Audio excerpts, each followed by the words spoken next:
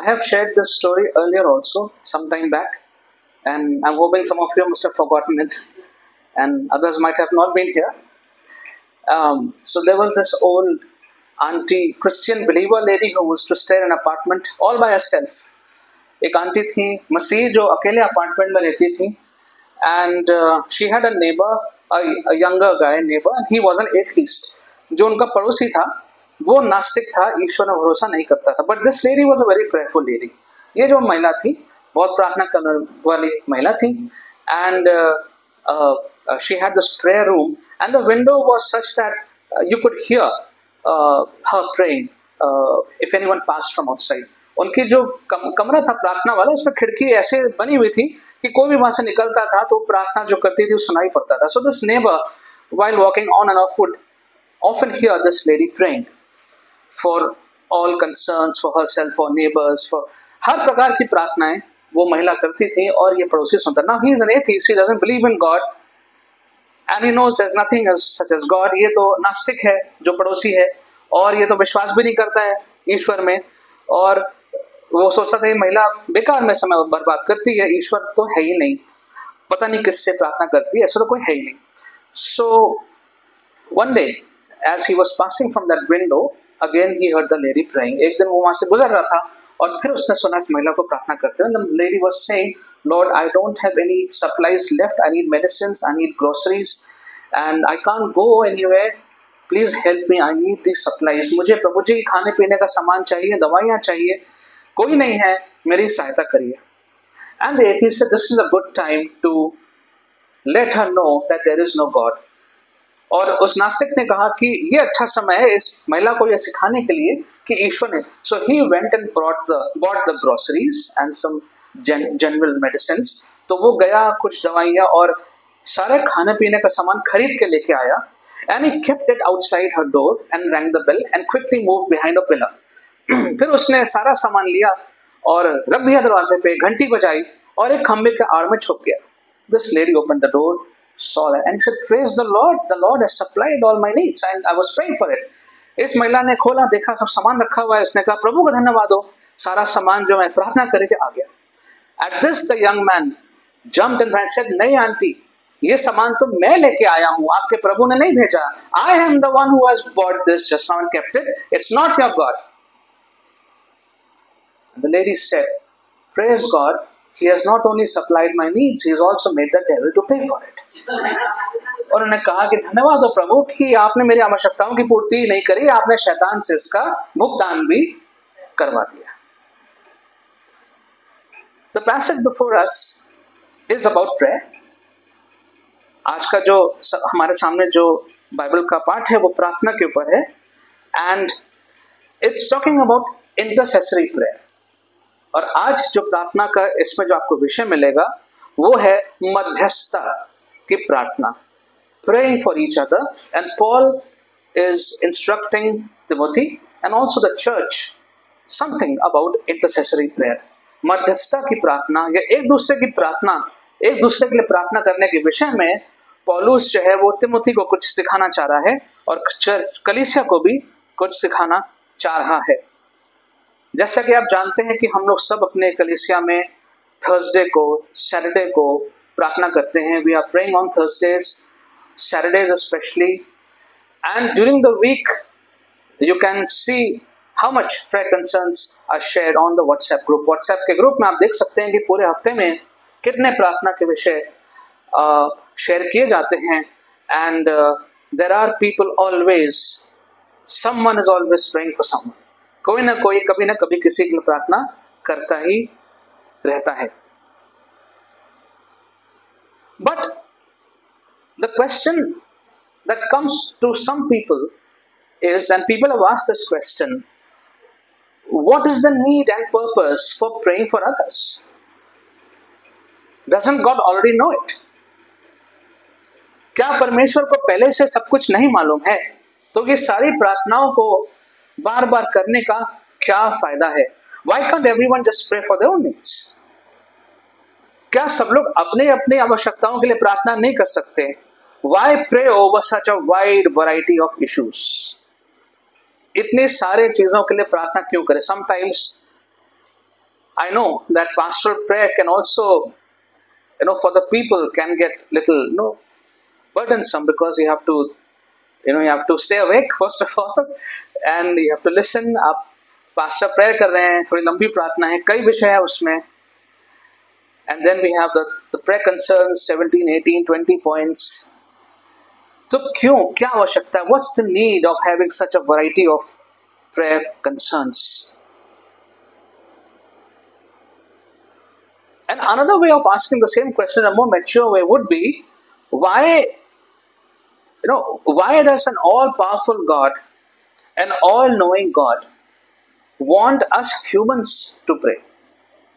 एक ऐसा परमेश्वर जो शक्तिशाली परमेश्वर है, परमेश्वर सब कुछ जानते हैं और वही सब करने वाले हैं, करता धरता परमेश्वर ही है, तो फिर वो क्यों चाहते हैं कि हम जो मनुष्य है वो प्रार्थना करें? ऐसा परमेश्वर क्यों चाहते हैं? If it is God who heels and protects, अगर वो परमेश्वर हैं जो हमें चंगाई देते हैं और जो हमारी रक्षा करते हैं, if it is God who knows our needs before we ask him, अगर परमेश्वर ही वो हैं जो हमारी आवश्यकताओं को जानते हैं जिससे पहले कि हम मांग लें, what's the significance of prayer? तो फिर प्रार्थना करने की क्या आवश्यकता है? One way to understand this is the fact that our God in the Bible is a theistic God. He is a theistic God. हमारा जो परमेश्वर है वो ईश्वरवादी परमेश्वर है, which simply means that he is the one who is actually involved with the creation. हमारा परमेश्वर जो है वो पूरी सृष्टि के साथ मिलके कार्य करते हैं. He is not the one who has created, set it in a place and now he is off somewhere doing some other work.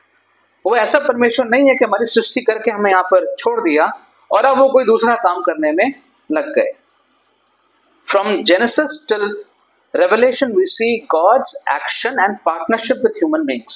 हम देखते हैं उत्पत्ति से प्रकाशित वाक्य तक परमेश्वर ने एक साझेदारी करी है हमारे साथ और मिलके परमेश्वर हमारे साथ कार्य करते हैं. And we see that happening in Jesus. Jesus coming to this earth is basically a continuation of ministry, of God's ministry, which has not stopped till date. परमेश्वर की जो सेवा है, जो परमेश्वर की जो मिनिस्ट्री है लोगों के प्रति हमारे साथ, वो यीशु मसीह में हम देखते हैं और वो चालू है और वो आज तक नहीं रुकी है. So in an intercessory prayer, जब हम प्रार्थना करते हैं एक दूसरे के लिए, we partner with God, हम परमेश्वर के साथ साझेदारी करते हैं. In prayer, God reveals His heart and purpose. परमेश्वर अपने दिल की बातें हमें ऐसे समय में बताते हैं. In prayer, God raises His servants.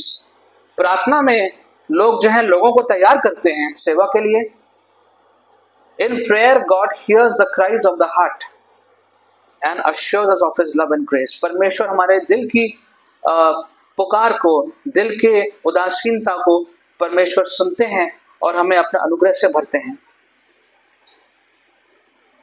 And so as we study this passage, we see this passage, we need to understand the universality of the gospel. कि परमेश्वर का जो वचन है वो विश्वव्यापी है. It's for everyone. It's not just for us sitting here in the church or Christians only. जो परमेश्वर का वचन है वो सब लोगों के लिए है. No matter who it is, which part of the world, which religion, does not matter. सबके लिए परमेश्वर का वचन है. And therefore prayer must be made for everyone. प्रार्थना भी फिर सबके लिए होनी चाहिए. God wants all of mankind to be saved. परमेश्वर चाहते हैं कि संपूर्ण मानव जाति बचाई जाए. And He Himself gave Himself as a ransom for all. परमेश्वर ने स्वयं अपने आप को दे दिया सबके लिए. And we understand that God is reconciling the whole world unto Himself. परमेश्वर पूरे सृष्टि को से मेल मिलाप कर रहे हैं, अपने पास लाके बुला रहे हैं. 2 Corinthians chapter 5, 18 and 19, Paul says, all this is from God who reconciled us to Himself through Christ Jesus and gave us the ministry of reconciliation, that God was reconciling the world to Himself. परमेश्वर पूरे संसार को अपने साथ मिला रहा था in Christ. not counting people's sin against him, और लोगों के पापों को वो गिनती नहीं कर रहा था. He has committed to us the message of reconciliation. मेल मिलाप का संदेश परमेश्वर ने हमें दिया है, सारे संसार के लिए है. And therefore prayer has a universal significance. प्रार्थना जो है वो सब लोगों के लिए उसका महत्व बन के आता है. Now if you look in this passage, there are 4 different words that are used for prayer. 4 अलग अलग शब्दों का प्रयोग किया गया है प्रार्थना के लिए. Now these words need not be sharply distinguished. ऐसा नहीं है कि चारों शब्दों का मतलब बहुत ही अलग अलग है, but they do tell us something or the other, something significant about prayer. ये सारे जो 4 शब्द प्रयोग हुए हैं यहाँ पे, वो प्रार्थना के बारे में कुछ ना कुछ हमें खास बात, विशेष बात बताते हैं. Now if you look at the first word, we see in verse 1, I urge you then, first of all, that requests, prayers, intercession and thanksgiving. Now different versions of Bible will have different words. The words I have chosen is petition, prayer, intercession and thanksgiving. The first word is petition. याचिकाएं, अपनी याचिकाएं वो to be made for everyone. Petitions to be made for everyone. It could also be said as a request. A request unto God for everyone. परमेश्वर के सामने विनती निवेदन करना सबके लिए. It can be either made to a fellow human or to God if it's about a request. A request or a petition, like in the court of law, you file a petition. A petition can be made either in front of a human being or in front of God. याचिकाओं को आप मनुष्य के सामने भी रख सकते हैं, परमेश्वर के सामने भी रख सकते हैं. But it shows a deep need. Only then petitions, the word petition is used. एक बहुत गहरी बड़ी आवश्यकता है, कोई बात है, तभी ये याचिका शब्द का प्रयोग होता है. No one will make a request until a deep sense of need is experienced. ऐसा कोई शब्द याचिका और petition, कोई शब्द प्रयोग जब तक नहीं करेगा जब तक कोई बहुत गहरी आवश्यकता ना हो. A deep need calls to use this word petition. The conviction that we cannot deal with those matters ourselves. ये बात जानना कि कोई ऐसी बात है जिससे हम खुद, जिसको हम उसको नहीं पूरा कर सकते हैं. The sense of human weakness and helplessness is the basis for this. कि हम अपने आप को असहाय समझते हैं, हम कमजोर समझते हैं, और इसलिए हम अपने आप को, अपनी याचिकाएं जो हैं वो परमेश्वर के सामने रखते हैं, और सबके लिए, औरों के लिए भी हम याचिकाएं परमेश्वर के सामने रखते हैं. The second word used in verse 1 is of course the word prayer. The word prayer. Now the word prayer in the Greek, if you see the original language, has a little different meaning than the word petition. जो याचिका शब्द है और जो प्रार्थना शब्द है, यूनानी भाषा में इन दोनों के अर्थ थोड़े थोड़े अलग हैं. While a petition can be addressed to either God or man, but a prayer cannot be used to approach anyone else except God. As per the language, जो शब्द प्रार्थना या प्रेयर है उसको केवल परमेश्वर के सामने ही रखा जा सकता है, लेकिन याचिकाएं जो हैं या पिटिशन जो है वो आप मनुष्य के सामने भी रख सकते हैं, like in a court of law.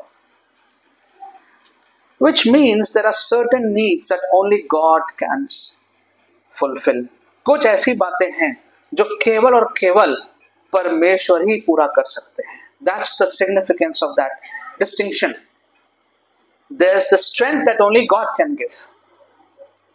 And many times we take our needs to the wrong place and then we see it not getting met. कभी कभी ऐसा होता है कि अपनी प्रार्थनाओं को हम गलत जगह पे लेके जाते हैं, लोगों को सामने लेके जाते हैं, मनुष्य के सामने लेके जाते हैं, और फिर देखते हैं वो तो पूरी नहीं हुई. We see it is not fulfilled because we took it to the wrong place, to the wrong person.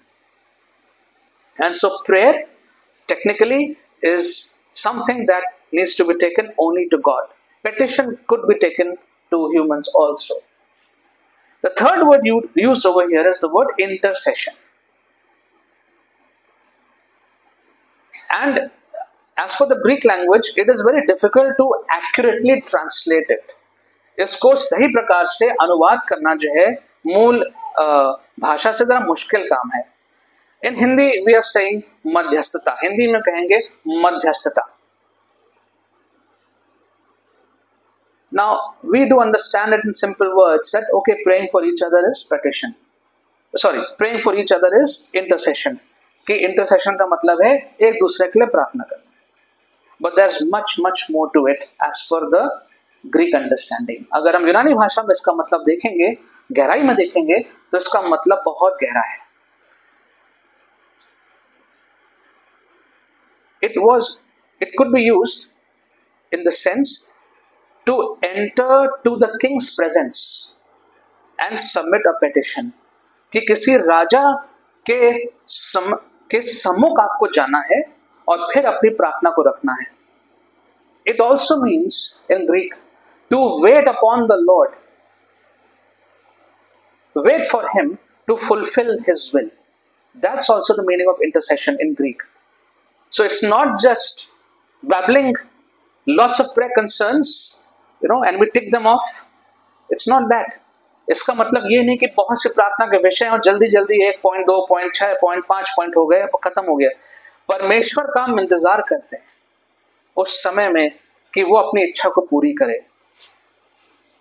It refers to petitions or intercessions of believers as they fall in line with God's will. To fall in line with God's will. कि परमेश्वर की जो इच्छा है उसकी इच्छा को हम जाने और उसी कतार में हम भी आ जाएं.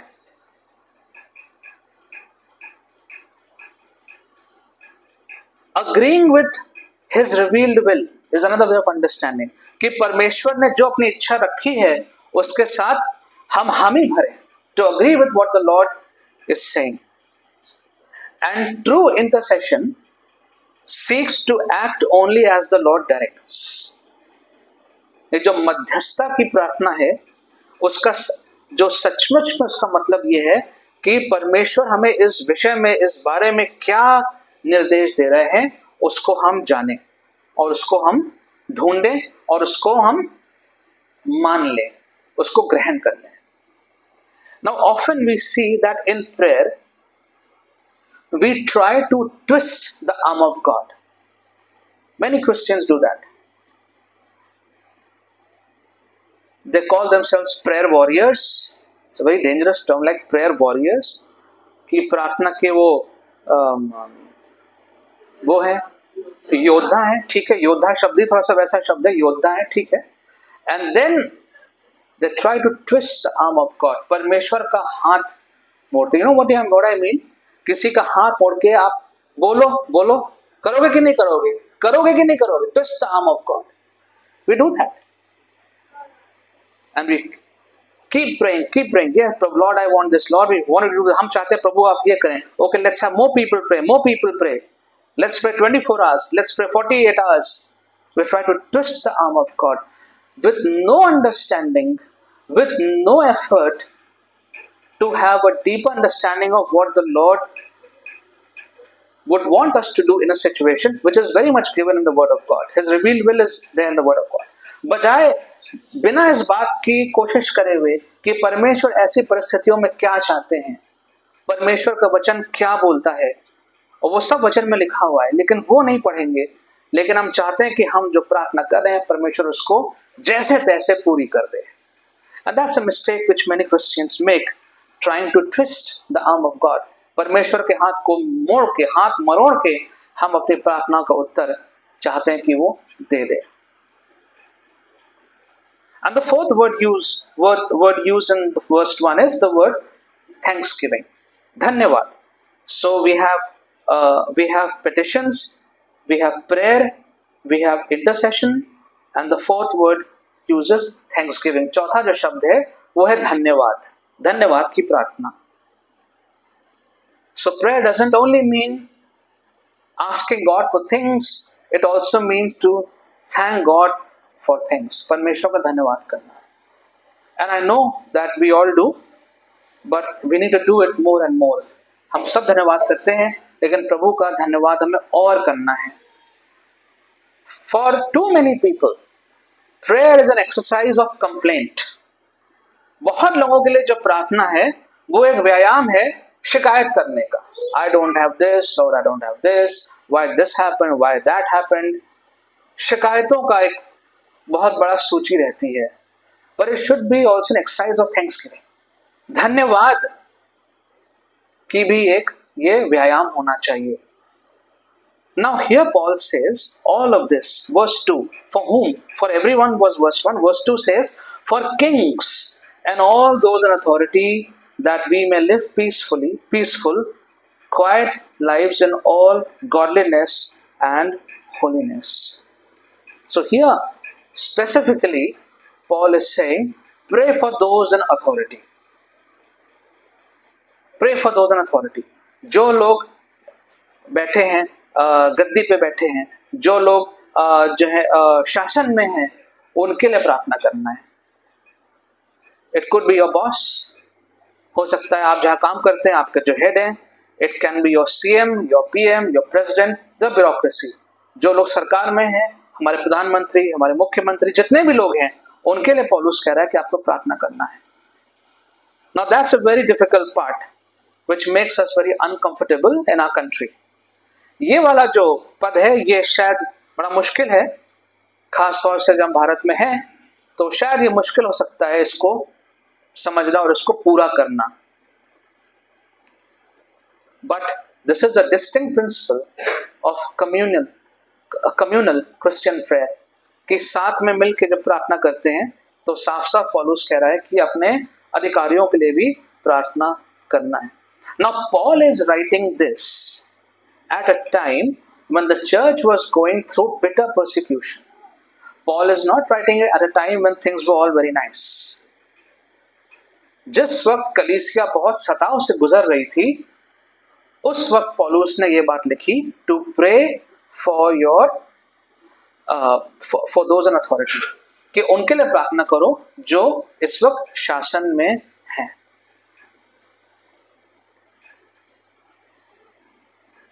It is commendable that Paul is asking us to pray. Paul was asking the people to pray at that time when the emperor over there was Nero. Nero जो था वो उस वक्त राजा था, and he was a notorious and very cruel king.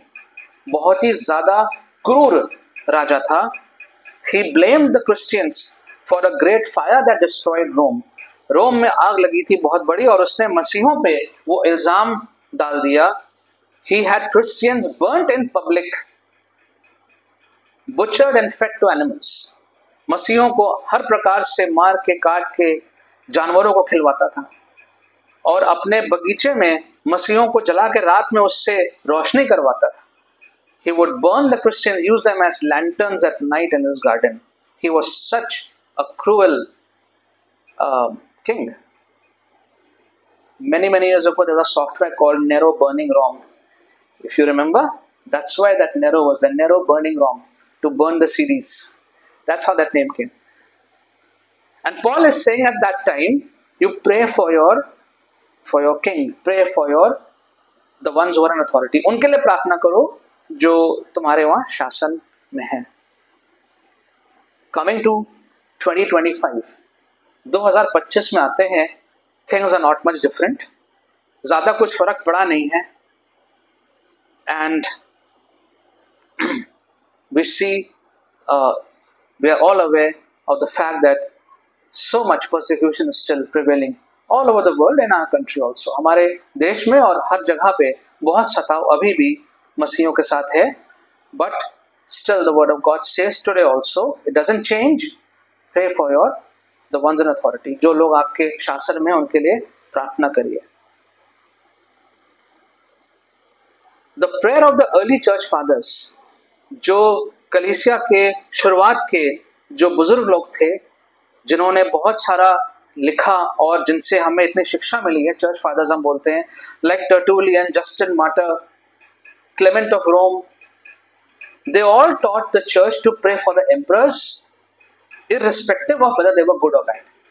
उन सब ने ये चर्च को सिखाया, कलीसिया को सिखाया कि आपको प्रार्थना करना है आपके जो शासन हैं, जो राजा हैं, भले ही वो अच्छे हों या बुरे हों.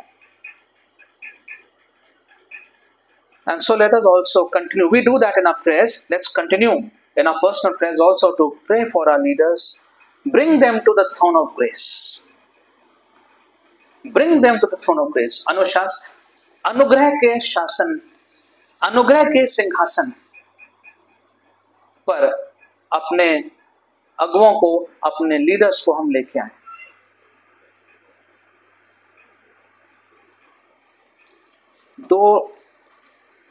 2:17 में I think I got the नहीं, sorry that's a wrong. 2:7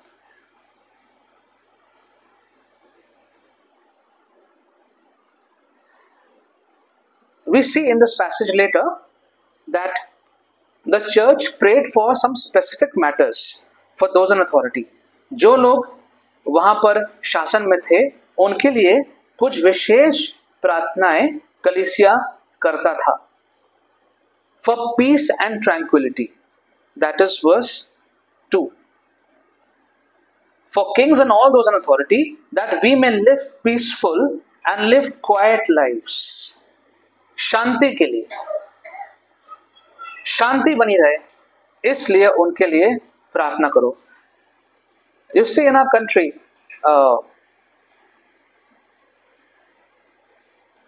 Christians are never against the government anyway, and that is our mark. We have other groups who take up arms against the government. Christians don't do that. We don't do that because our Lord has told us not to do it. हमारा वचन हमें, परमेश्वर हमें नहीं सिखाता है कि हम तलवारें उठा के अपने जो शासक हैं उनका सामना करें. That's not the way of Christ. And so our way is prayer, to pray for them, and the Lord will do the rest. This is what we say, कि हम प्रार्थना करते हैं, बाकी काम हमारा परमेश्वर करेगा. And the Lord does it. Lord has been doing it. So here Paul says, in order to have peace and tranquility, freedom from war, freedom from rebellion, anything that disturbs the peace of the nation, कोई भी चीज जो देश की शांति को भंग करती है, मसीहों से कहा गया है कि आप प्रार्थना करिए ताकि ये चीजें हमारी ओर से ना हो. And the church has been doing that. जो कलीसिया है वो इसको पूरा करती भी आई है. And I'm glad that in our church prayers also every week we pray for the nation. हम लोग भी अपने कलीसिया की प्रार्थना में हर हफ्ते हम लोग अपने देश के लिए, अपने सारे अगुओं के लिए प्रार्थना करते हैं. What is God's response when we do this?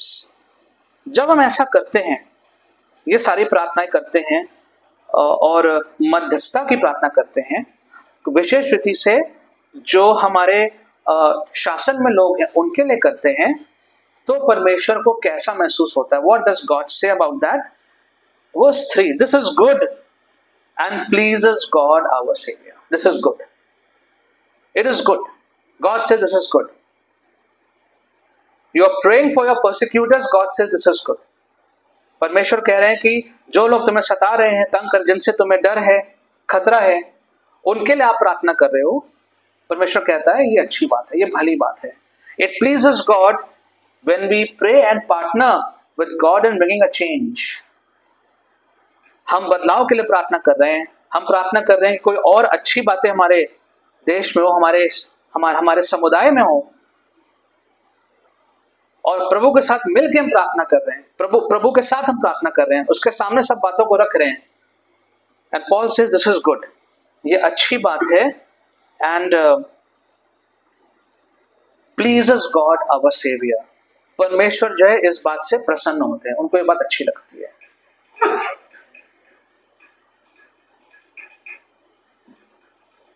So again, a few questions before I bring this message to an end. Why does God want us to pray for others? In general, of course, we did see this in reference to the authorities, but in general, why does God want us to pray for everyone as per verse 1? क्यों चाहते हैं परमेश्वर कि हम सबके लिए प्रार्थना करें? Because it is His design. That's the design given to us. It is not a choice. It's not an option. ये हमें चुनाव करने का यहाँ पे कोई विकल्प नहीं दिया गया है. इसी प्रकार से हमें रचना करी गई है that man should not be just content with his life and possessions, but be mindful of others who are in need. इसी प्रकार से हमको बनाया गया है कि हम अपने जीवन से अपना जो भी हमारी चीजें हैं, भौतिक चीजें हैं, उसी से प्रसन्न होकर ना बैठ जाएं, लेकिन औरों के लिए, औरों की आवश्यकताओं के लिए भी हम ध्यान में रखें. It is His design that man should partner with God in order to bring kingdom values to the people of earth. ये परमेश्वर की योजना है कि हम प्रार्थना में और परमेश्वर के साथ काम करते हुए जो परमेश्वर के राज्य के जो मूल्य हैं उनको हम पृथ्वी पर लेके आए. We bring kingdom values to the people on earth. We partner with God in prayer and also in action along with that. प्रार्थना में भी और फिर समझ के हम जो कार्य करते हैं वो हम पृथ्वी पे लेके आए.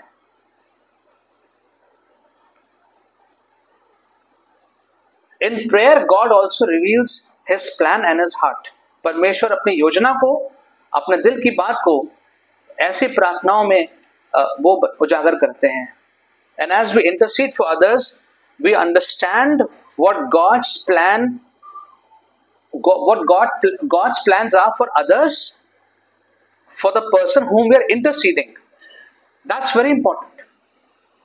We don't just rattle through a prayer point or pray for this, I pray for this, I pray for this. No. God gives us the wisdom, will give us the wisdom to understand that person, their situation, the plight of that person, what that person is going through as we are praying, and also guide that person if possible. Let that person know what God has to say. कि जब हम प्रार्थना करते हैं तो हमें यह समझ में आता है कि जिस व्यक्ति के लिए हम प्रार्थना कर रहे हैं परमेश्वर की योजना उसके लिए क्या है. And that God reveals. परमेश्वर इस बात को बताते हैं प्रार्थना में, so that we can help that person to come in line with God's will, ताकि उस व्यक्ति को हम सहायता करने पाए कि अब वो परमेश्वर की योजना के साथ अपने जीवन को मिलाने पाए. But the most fulfilling thing is this, what I find personally. इन सब से और जो बड़ी गहरी बात है जो हमें पूरा करती है वो मेरे समझ से मेरे लिए वो ये है that as we pray for others and we partner with God, the Lord draws us closer to Himself. जब हम औरों के लिए प्रार्थना करते हैं, irrespective of whether it is getting fulfilled or not in the short run or immediately, हम औरों के लिए प्रार्थना कर रहे हैं, किसी विषय के लिए प्रार्थना कर रहे हैं और शायद उसका जवाब हमको उस समय में मिला या नहीं मिला, लेकिन उस प्रार्थना के समय के बीच में उस दौरान परमेश्वर हमें अपनी नजदीकी में लेता है. And that's your advantage. And that advantage we have always. ये हमारा एक फायदा है, हमारा लाभ है और ये लाभ हमेशा मिलेगा हमें जब औरों के लिए प्रार्थना करते हैं और इस पूरे तरीके से करते हैं. लाइक नॉट जस्ट ये नहीं कि भाई एक एक लाइन प्रार्थना कर दी, सोच के समझ के समय बता के प्रार्थना करते हैं, वचन पढ़ के प्रार्थना करते हैं, परमेश्वर से पूछते हैं, सोचते हैं. तो उस सारी क्रिया में परमेश्वर हमें अपने नजदीकी में और लेते हैं. As we pray for others, God draws us closer to Himself. That's the biggest benefit of praying for others. सबसे बड़ा प्रार्थना का लाभ ये है जब मध्यस्थता की प्रार्थना करते हैं एक दूसरे के लिए, परमेश्वर हमें अपने नजदीकी में लेता है. The Lord blesses us for taking out time for others. परमेश्वर हमें आशीषित करते हैं क्योंकि हम औरों के लिए अपना समय दे रहे हैं. He blesses you.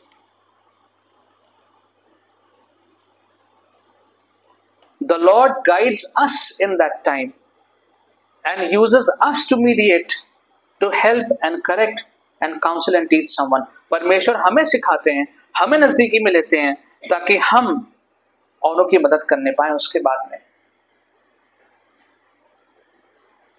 And let us never forget that while Jesus was on this earth, he was a man for others. Man for others. यीशु मसीह जब तक इस पृथ्वी पर थे, वो जो व्यक्ति थे वो हमेशा दूसरों के लिए जीते थे. Never for himself. He was using his very limited time all for others.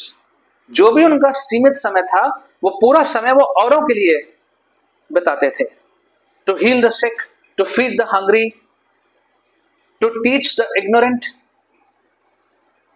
and offer forgiveness and salvation.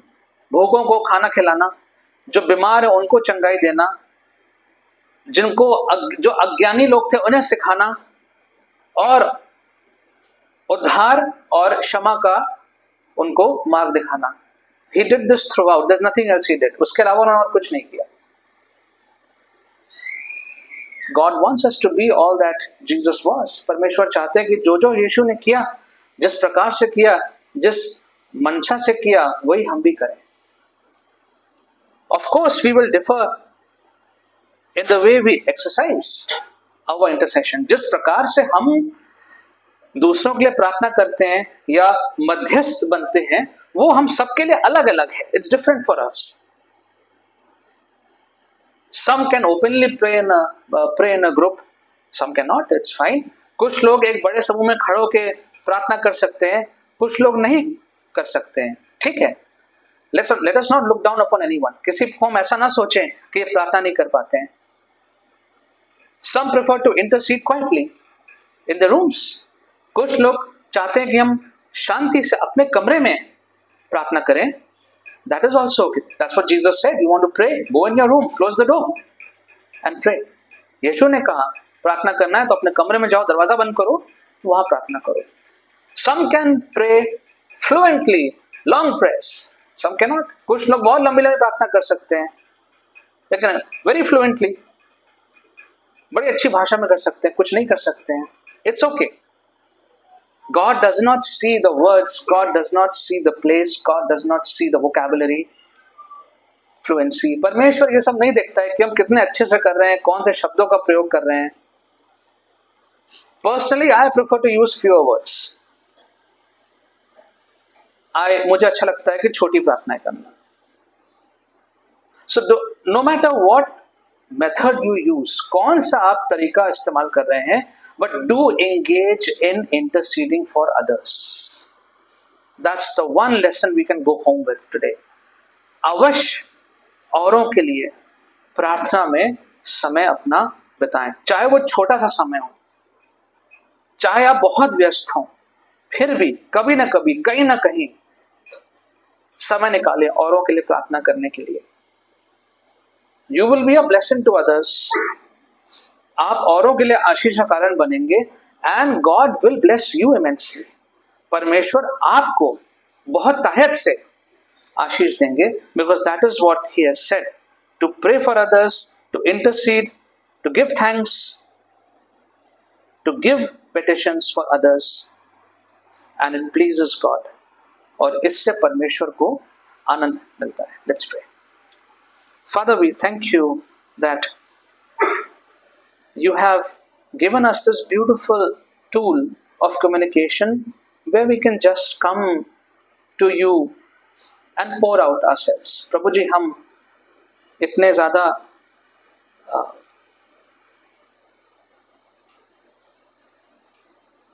खुशकिस्मत हैं कि आपने हमें इस प्रकार से बनाया है कि हम प्रार्थना में कभी भी आपके सामने आ सकते हैं और हृदय में जो भी है वो आपके सामने रख सकते हैं. And Lord, that you don't want us to be in any particular form, in a place, but you just accept us as we are, and even you understand all the unspoken words, all the feelings. प्रभु जी, आप नहीं चाहते कि हम किसी एक प्रकार से आएं, किसी जगह पे जाएं, एक तरीके से करें, लेकिन आप हमारे सारी भावनाओं को समझते हैं, शब्दों को समझते हैं.